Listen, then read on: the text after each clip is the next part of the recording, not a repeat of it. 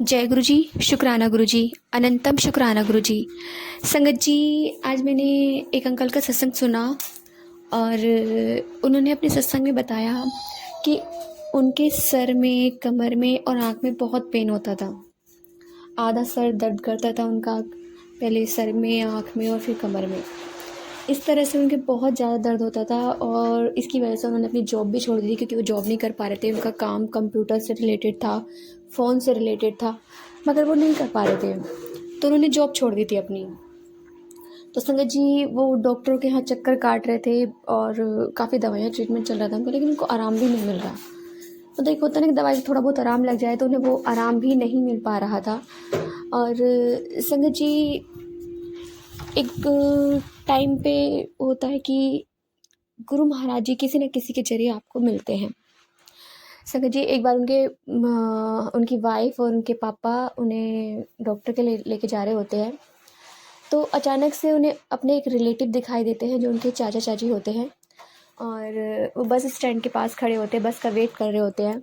तो संगत जी, एकदम से उनके पापा की नज़र पड़ती है और कहते हैं कि अरे आप यहाँ यहाँ कैसे? तो बताते हैं कि हम ऐसे गुरु जी के यहाँ पे जा रहे हैं और दर्शन करने जा रहे हैं हम वहाँ पे। तो कहते हैं, फिर उनका बेटा कहता है कि अपनी वाइफ से पूछता है कि कौन है ये? तो कहते हैं कि हमें वहाँ शादी में मिले थे, वो वाले चाचा चाची हैं। तो कहते ठीक है, मुझे बाहर उतारो।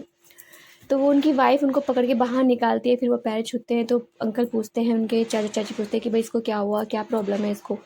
तो बताते हैं कि ऐसे हम डॉक्टर के जा रहे हैं, इसको ये परेशानी है, काम नहीं कर पा रहा है, सारी कंडीशन उनको बताते हैं।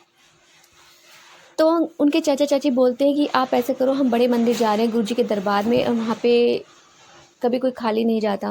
गुरु जी ने जो अपने मुंह से बोल दिया, वो सारे शब्द जो भी बोलते हैं वो पूरे ज़रूर होते हैं।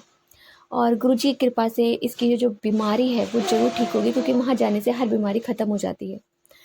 संगत जी, वो डॉक्टर के जा रहे होते हैं, पर देखो गुरु महाराज जी को उन्हें अपने पास बुलाना होता है, और गुरु महाराज जी उनके चाचा चाची के जरिए उन्हें बुलाते हैं। वो वहाँ पे जाते हैं, मत्था टेकते हैं, और जैसे लाइन में जा रहे होते हैं तो उनकी वाइफ उनको एक एक करके बताती रहती है कि देखो यहाँ गणपति जी हैं, यहाँ भोलेनाथ है, यहाँ शेषनाग है, ऊपर शिवलिंग है। उन्हें हर चीज़, क्योंकि उन्हें आंखों से दिख नहीं रहा था, कालापन उनकी आंखों में आ गया था। तो उन्हें सब डिटेल में बताती है उनकी आंटी, और फिर गुरु जी के दरबार में मत्था टेकते, चाय प्रसाद लेते हैं, फिर वो लंगर भी खाते हैं और लंगर खा के वहाँ से आ जाते हैं। तो जो उनके चाचा चाहते थे वो कहीं पे रुकते थे, होटल वगैरह में रुकते थे, फिर वहाँ से गुरु जी के दरबार जाया करते थे। पर इस बार वो ऐसा नहीं हुआ। गुरु महाराज जी ने उन्हें उन्हीं के यहीं पे रोक दिया। वो बताते हैं अंकल कि हमने अपने चाचा चाची को अपने घर पर रोका और बोला कि आप जब भी आओगे यहीं रुकोगे, आप कहीं भी किसी और घर पे और जगह नहीं जाओगे। तो जब वो आते हैं उसके बाद जो उनकी ट्रीटमेंट चल रहा होता है वो तो चल रहा होता है, पर गुरु महाराज जी की कृपा से वो उनके जो चाचा चाची होते हैं वो गुरु जी के बारे में उनको बताते हैं कि गुरु जी ऐसे हैं, गुरु जी वैसे, गुरु जी के सत्संग आते हैं, गुरु जी का ये है, गुरु जी का वो सब डिटेल में गुरु जी के बारे में बताते हैं।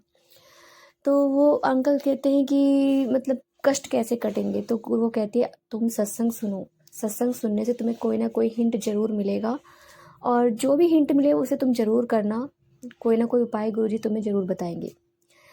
तो वो सत्संग सुनना स्टार्ट कर देते हैं। तो उनके पास एक आंटी का सत्संग आता है, उनकी बेटी को यही प्रॉब्लम होती है। तो गुरुजी उन्हें ड्रीम दर्शन देते हैं, और ड्रीम दर्शन में बोलते हैं कि पीली सरसों का तेल शनिवार को शनि महाराज पे चढ़ाना है, और वो जैतून का तेल, यानी जो जैतून का जो तेल होता है ना, वो घर के बाहर दीपक जलाना है सिर्फ शनिवार को, ये उपाय करना है। तो धीरे धीरे उनकी बेटी की आंखें ठीक हो गई थी।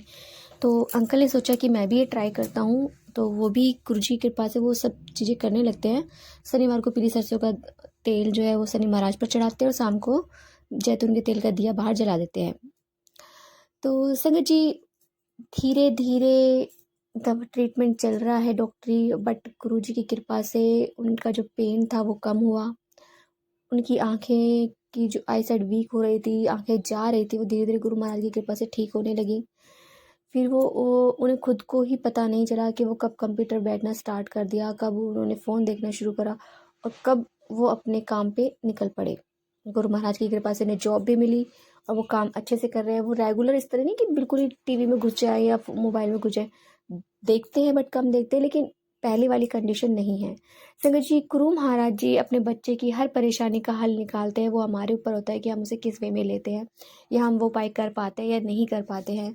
कुछ लोग नहीं कर पाते हैं, मेरी वजह से तो बिल्कुल नहीं कर पाते, थोड़ा बहुत जो करना होता है कर लेते हैं।